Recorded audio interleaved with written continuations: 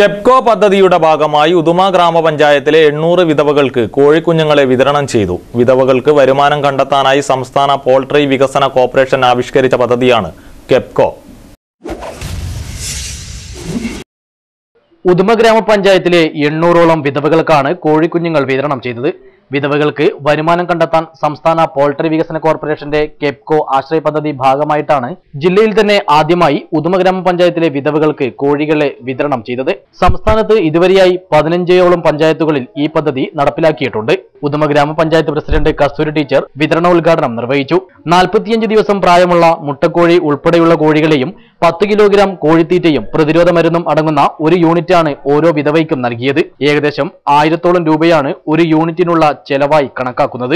സംസ്ഥാന ഗവൺമെന്റിന്റെ അതായത് പോൾട്രി കോർപ്പറേഷന്റെ കെപ്കോ ആശ്രയ പദ്ധതിയിൽ ഉൾപ്പെടുത്തിക്കൊണ്ട് ഉദുമ ഗ്രാമപഞ്ചായത്തിൽ 800ഓളം വിധവകൾക്ക് 10 കോഴി നിരക്കിൽ നൽകിയിരിക്കുകയാണ്. അപ്പോൾ വിധവകളെ സംരക്ഷിക്കുക എന്നുള്ളതാണ് ഇതിൻ്റെ ലക്ഷ്യം. എല്ലാവരുടെയും ലക്ഷ്യം അതാണ്, പൊതുവായ താല്പര്യമാണ്.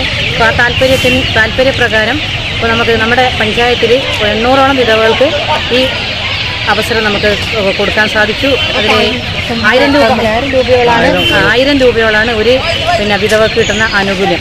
പരിപാടിയിൽ panchayat vice president A Balakrishnan, KEPCO program coordinator PR Sreekumar, ത്രിതല പഞ്ചായത്ത് പ്രതിനിധികൾ തുടങ്ങിയവർ സംബന്ധിച്ചു.